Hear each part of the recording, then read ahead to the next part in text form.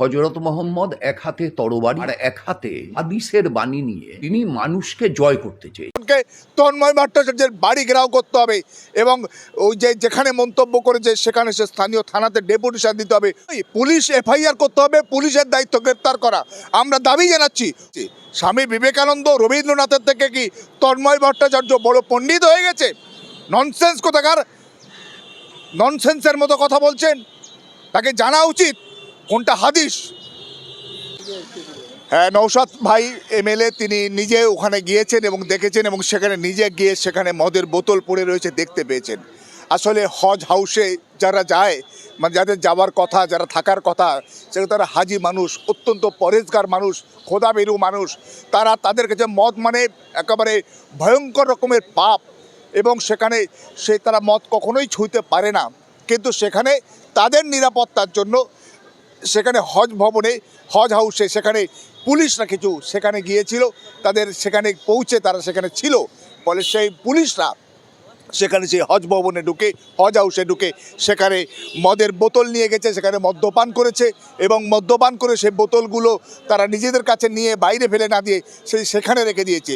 ফলে সেই কারণেই আজকের মদের বোতল সেখানে পাওয়া গেছে বলে সেটা রাজ্য প্রশাসন তড়িঘড়ি ব্যবস্থা নিয়েছে এবং পুলিশরা যারা ছিল বা আছে তাদেরকে ওখান থেকে সরিয়ে দিয়েছে বলে আমরা জেনেছি। কিন্তু শুধু এখানেই নয়, ভবিষ্যতেও যাতে এইভাবে হজ হাউস বা হজ ভবনে, যেটা একটা অত্যন্ত পবিত্র স্থান বা মসজিদ মন্দির, কোথাও এইভাবে কারোর মদের বোতল নিয়ে পুলিশ সেখানে নিরাপত্তা বিধানের জন্য, সেখানে ল অ্যান্ড অর্ডার দেখার জন্য পুলিশকে সেখানে যাওয়ার সুযোগ দেওয়া হয়েছে বা থাকার সুযোগ দেওয়া হয়েছে। সেখানে গিয়ে তারা মদ্যপান করবে আর সেখানে মদের বোতল রেখে আসবে, পবিত্রতা নষ্ট করবে। এটা কিন্তু ভয়ঙ্কর একটা ব্যাপার। এটা রাজ্য প্রশাসন ব্যবস্থা নিয়েছে এবং শুধু ব্যবস্থা নয়, শুধু সরিয়ে দেওয়া নয়, যারা মদ খেয়েছে সেটা খুঁজে বের করতে হবে এবং তাদেরকে আসামির কাঠগড়ায় তুলতে হবে এবং তাদের সাজার ব্যবস্থা করতে হবে। যদি তা না হয়, আপনারা দেখবেন সাধারণ মানুষ মদ খেয়ে রাস্তায় চললে বা মদ খেয়ে গাড়ি চালালে তাদেরকে এই পুলিশই কেস দেয়, পুলিশ তাদেরকে নিয়ে লক আপ করে। আর পুলিশ যদি আজকের হজ ভবনে, একটা পবিত্র জায়গায়, সেখানে গিয়ে মদ খাবে, সে বেলেল্লাপনা করবে, বদমাইশি করবে, আর তাদেরকে পুলিশ, রাজ্য প্রশাসন সাজা দিতে পারবে না, তা তো হতে পারে না। রাজ্য প্রশাসন আইনের যে পরিকাঠামো আছে, পেরিফেরি আছে, তার মধ্যে অবশ্যই তাদেরকে খুঁজে বের করে তাদেরকে কিন্তু কাঠগড়ায় তুলতে হবে, তাহলেই তারা শিক্ষা পাবে ভবিষ্যতে এরকম অপকর্ম করতে। সর্বশেষ প্রশ্ন, তন্ময় তিনি একটা বিস্ফোরক করেছেন। তিনি বলছেন আল্লাহ রসুল সাল্লাল্লাহু আলাইহি ওয়াসাল্লাম তিনি এক হাতে ইসলাম এবং এক হাতে হাদিস এবং এক হাতে তরবারি নিয়ে তিনি।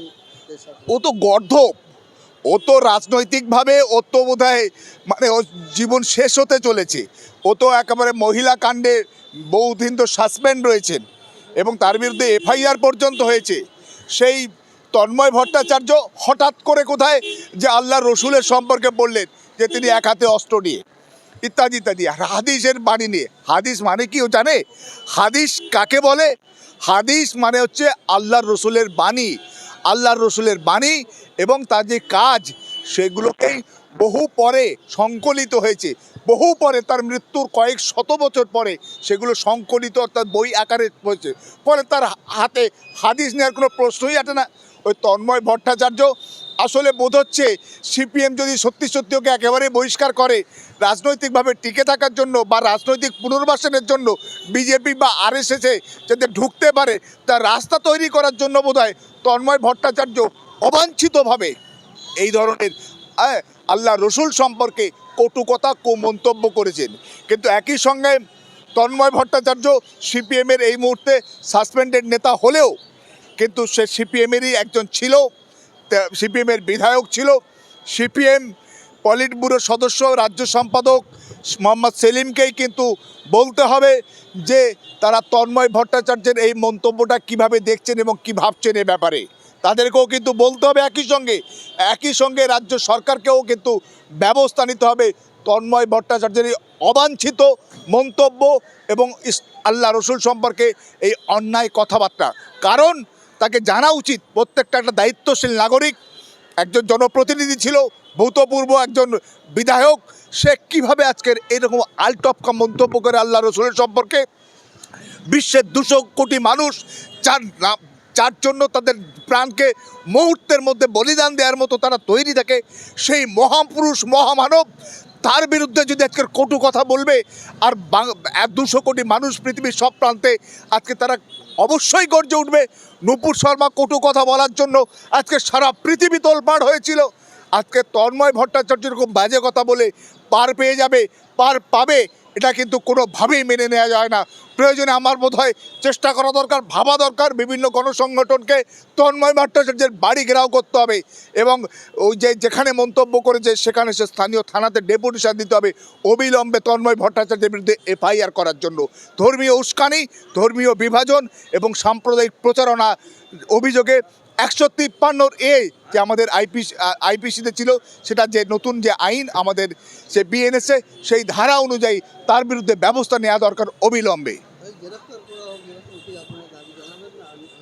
না, অবশ্যই পুলিশ এফআইআর করতে হবে, পুলিশের দায়িত্ব গ্রেপ্তার করা।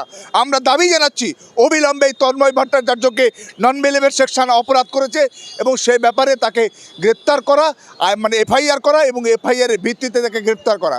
কারণ একটা খুব গর্হিত অপরাধ করেছে, সাম্প্রদায়িক উত্তেজনা তৈরি একটা প্রচেষ্টা চালিয়েছে এই বাজে কথা বলে, এই অসংলগ্ন কথাবার্তা বলে। অবশ্যই তার বিরুদ্ধে মানে এফআইআর করে গ্রেপ্তার করা দরকার। তিনি যে মন্তব্য করেছেন, তিনি বলছেন আমি ঠিকই করেছি, অনেকে হাজির জানে না, সেই জন্য আমার মন্তব্য। ও কোথায় হাদিস মানে জানে? আমি আবার বলছি আপনাদের এই চ্যানেলের সামনে, হাদিস মানে কি ও জানে না। কোরআন আর হাদিস, হয়তো কোরআন ভাবছে, হাদিস তো সংকলিত হয়নি।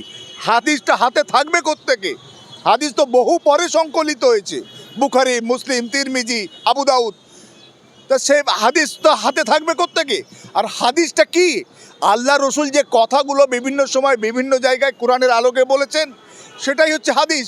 বা যে কাজগুলো করেছেন সেগুলো যারা বিভিন্ন সাহাবায়ে কেরামগণ যারা বলেছেন, সেটাই হচ্ছে আপনার হাদিস। ফলে সেই হাদিসটাকে তার হাতে থাকার তো কোনো প্রশ্নই ওঠে না।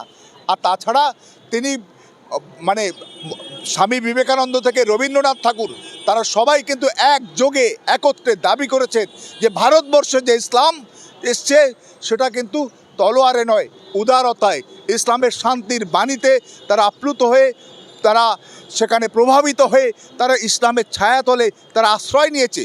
স্বামী বিবেকানন্দ রবীন্দ্রনাথের থেকে কি তন্ময় ভট্টাচার্য বড় পণ্ডিত হয়ে গেছে? ননসেন্স কোথাকার, ননসেন্সের মতো কথা বলছেন। তাকে জানা উচিত কোনটা হাদিস। না জেনে কথাবার্তা বলছে, আবার বলে আমি বেশি বুঝি, বেশি জানি।